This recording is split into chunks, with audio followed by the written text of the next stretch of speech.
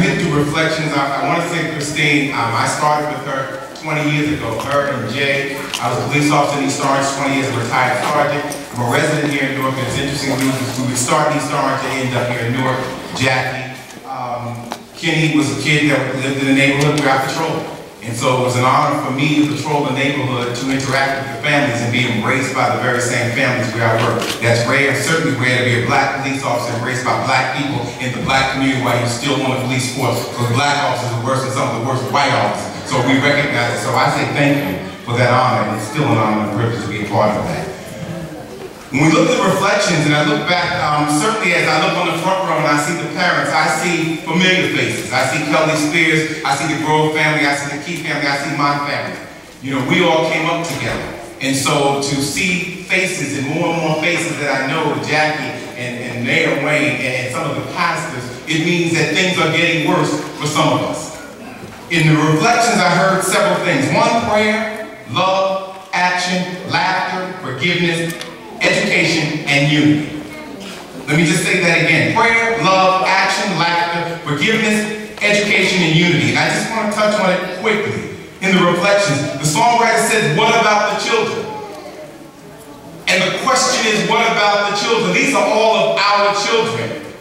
They belong to us. It is our responsibility to protect the children. Interestingly enough, and I see more males here than we usually see, but there should be, all the men should be here. It should not be women on the front line of this battlefield where we're losing our children. You didn't make them by yourself.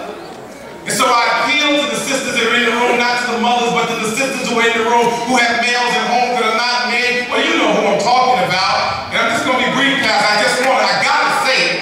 As they say, you may not invite me back, but you'll know that I was here. The social realities that sisters, we're messing with males, and we need to make and raise men. Because when we raise men and we show young boys men, then they will act like men. They will know that it's okay as a man to cry. They will know that as a man you're responsible to protect the women, the children, and the village and the elders. They will know and see men. But we've only shown them males, mannequins, and misfits. Then men. And see, there's a difference. See, males make babies, and mannequins look like babies, and misfits act like babies, but men take care of the babies, the women, the children, and the elders. We have to give them more men. See, I know I'm stepping on a few toes, but everybody here cannot be gay. I mean, some of you go home and roll over with a guy that's just not a man. He's more mouse than man. And so we got to talk about bringing more men into the village. Because we all believe that it takes a village to raise a child, but the village is sick. And some of us don't have the heart or the testicular fortitude to say that. When we talk about the reflections, we talk about what about the children. One of the problems is that we're not raising the children. Sometimes the children are being raised by other people. We don't have time for the children. See, when grandma's out at the go-go bar and her skirt is shorter than the baby's skirt, we got a problem. Grandma, that skirt's too small, it's too short. My grandma looked like grandma. I know I'm stepping on toes and people are getting excited and looking at me like, no, how dare you say that? But there was social reality. It's been 20 years as a police officer. I've seen the worst that society has become and what we have to offer. My mother used to say when I was a child, when I thought something was wrong with her, she said, show me a crazy kid, follow home, the parents are crazy.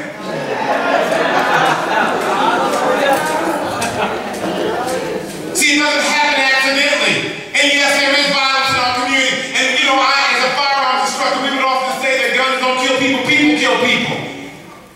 Whenever we went down south and grandma's sister had the gun under the bed, we knew as children not to touch the gun. They always had a shotgun under Aunt Sadie's bed. We would look, we were from up north or down north for some of us. We knew not to touch it.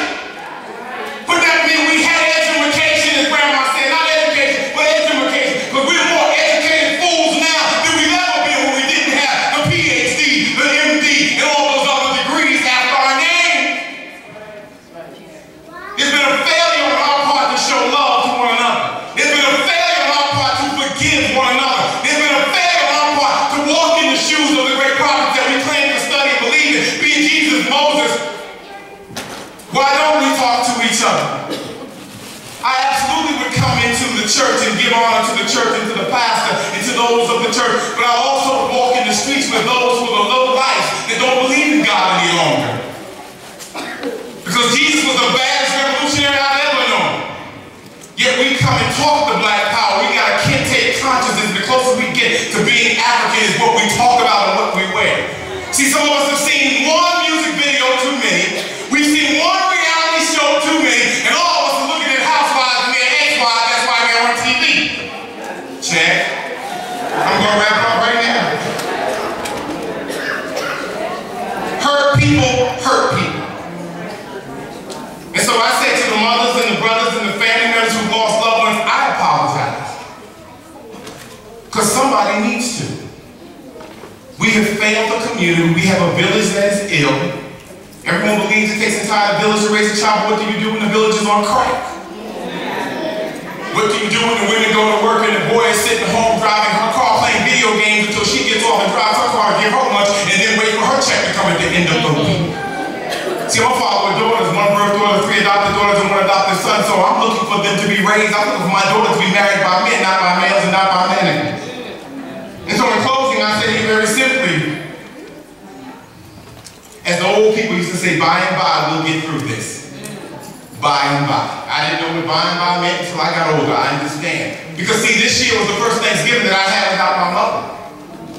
By and by. Last year I came, year before last I came with my wife, and this year my wife is in California working. By and by.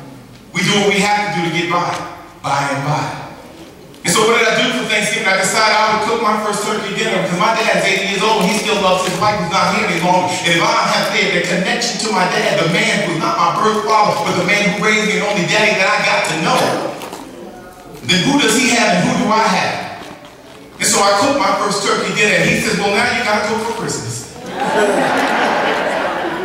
And so I turned off my cornbread stuff and just before I left to come here, because I already had my yams prepared and prepped and ready to go in the oven and my mac and cheese had already been done. All I had to take it up the table and stick it in the oven and we'd be ready to eat on Tuesday by and by. See, the pastors got their plates out. See, God used me. He used my mom and my mom leaving. I can't be sad that she's gone on. As Grandma used to say when she was younger, Grandma had the best education in the family, born 1901, now 1982. Grandma said, everyone is born, there's a due date on you. You just don't know what it is, but God knows, and He'll call you home. And when it's time to go, we got to go. And my time is coming. We have to be the change that we want to see in others. Let me say that again. We have to be the change that we want to see in others. We've got to be the strong person, as the little man said. We've got to be the loving one. I got to feel Kelly and Richard and David and the family. I got to feel Joanne, their family. I feel that hurt right in my belly. And I wouldn't be anywhere but here. Anywhere but here, Judy, Jackie, Christine. I'm honored, Brother Ellis. And so I'll leave you just as Delacey would say, one last thing. You've got to agitate.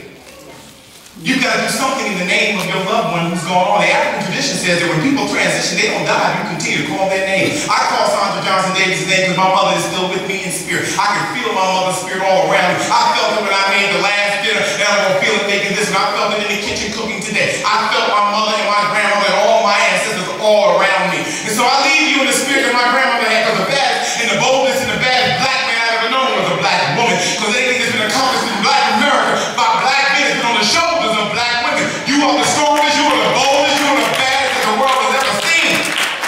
They cannot contain you. And so I leave you with the words of Douglas said in 1857, that those who profess the faith of freedom, yet deprecate agitation of men and women who want crop without plowing the ground. You want